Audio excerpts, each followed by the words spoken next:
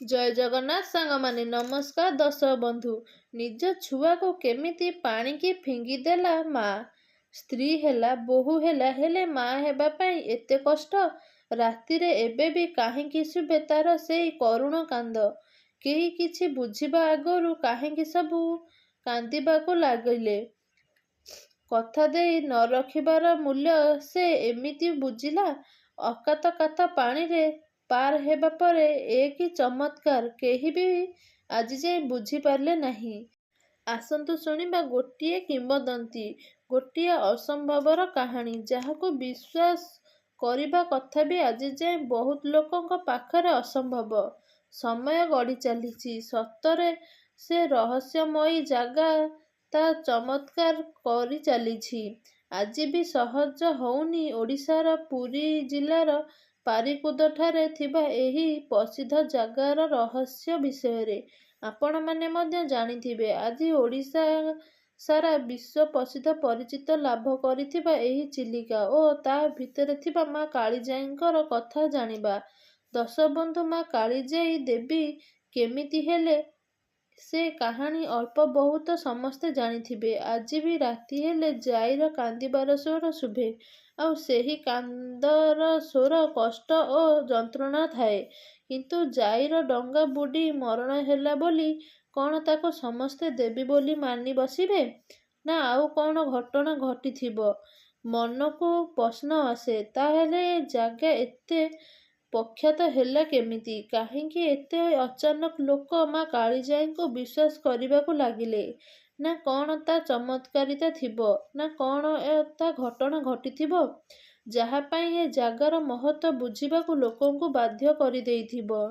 ହଁ, ଘଟଣା ଥିଲା କିଛି ଏମିତି। ଗୋଟିଏ ଗାଁରେ ଜଣେ ବୋହୂ, ଯିଏକି ଦୀର୍ଘ 5-6 ବର୍ଷ ହେଲା ତାର ବୈବାହିକ ଜୀବନକୁ ବଞ୍ଚୁଥିଲା। ହେଲେ ଭଲ ବୋହୂ, ଭଲ ସ୍ତ୍ରୀ ହେବା ପରେ ସତ୍ତ୍ୱେ ଭଗବାନ ମା ହେବାର ସୌଭାଗ୍ୟ ଦେଉନଥିଲେ।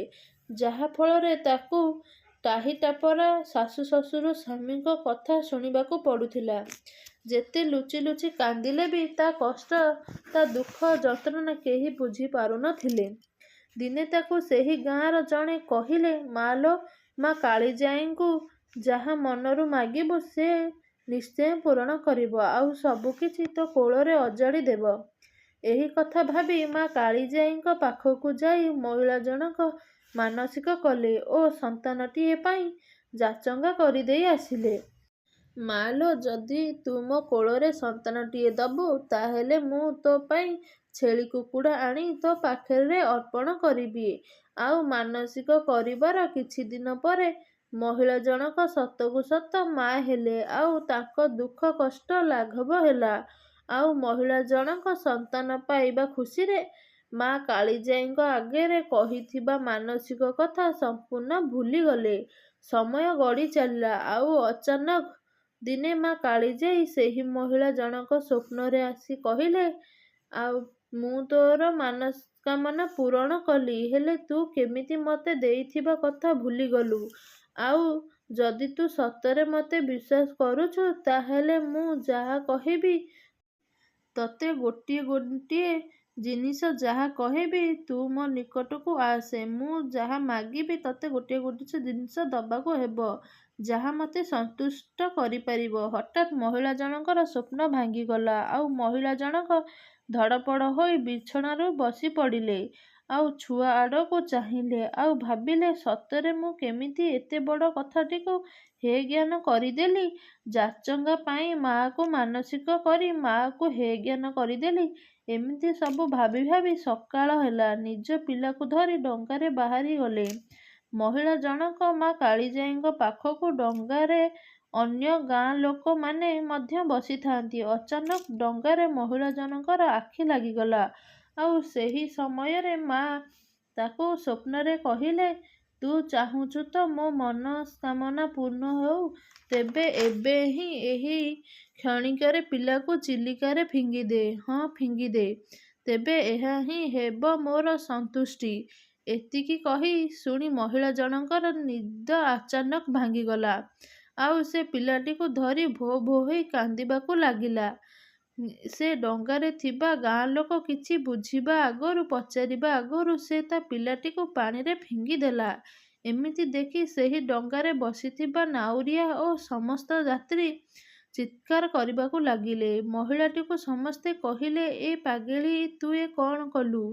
ତୁ ମା ନା ରାକ୍ଷସୀ କହି ଗାଳିଦେଲେ। ହେଲେ ମହିଳା ଜଣକ ପୂରା ଅବାକ୍ ହୋଇ ଯାଇଥିଲେ। ସେ ନିଜ ବିଶ୍ୱାସରେ ଭରସାରେ ରଖି ମା କାଳିଜାଈଙ୍କ ଆଦେଶର ପାଳନ କରିଥିଲେ। ସେ ନିଜ ଜନ୍ମ କଲା ପିଲାକୁ ପାଣିରେ ଫିଙ୍ଗି ଦେଇଥିଲା। ମା କାଳିଜାଈ ଯେ କେତେ କଷ୍ଟରେ ତାକୁ ଏ ଛୁଆ ଦେଇଥିଲେ, ସେ ତାକୁ ମାରିଦେବାକୁ ଆଦେଶ ଦେଲା। ସେ ଏସବୁ କଥା ମନରେ ଭାବୁଥାଏ ଓ କାନ୍ଦୁଥାଏ। ଆଉ ସେହି ସମୟରେ ଡଙ୍ଗା ଯାଇ ମନ୍ଦିର ପାଖରେ ଲାଗିଲା। ଆଉ ସମସ୍ତେ ମନ୍ଦିର ପାଖରେ ଯାହା ଦେଖିଲେ ଚକିତ ହୋଇଗଲେ।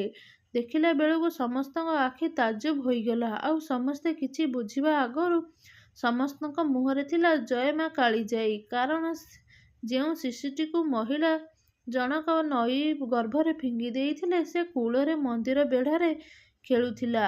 ହଁ ଦର୍ଶକ ବନ୍ଧୁ, ଯେଉଁ ଗଣ୍ଡ ପାଖରେ ମା କାଳିଜାଈ ନିଜେ ବୁଡ଼ି ମା କାଳିଜାଈ ହୋଇଥିଲେ ବା ଯାଇ ବୁଡ଼ିଯାଇ କାଳିଜାଈ ହୋଇଥିଲେ, ସେହି ଗଣ୍ଡରେ ହିଁ ମହିଳା ଜଣକ ଶିଶୁଟିକୁ ଫିଙ୍ଗି ଦେଇଥିଲେ। ଆଉ ମା କାଳିଜାଈଙ୍କ ଆଦେଶ ମାନିବାରୁ ମାଟି ତାର ପିଲାଟିକୁ ପୁଣି ଫେରି ପାଇଥିଲା।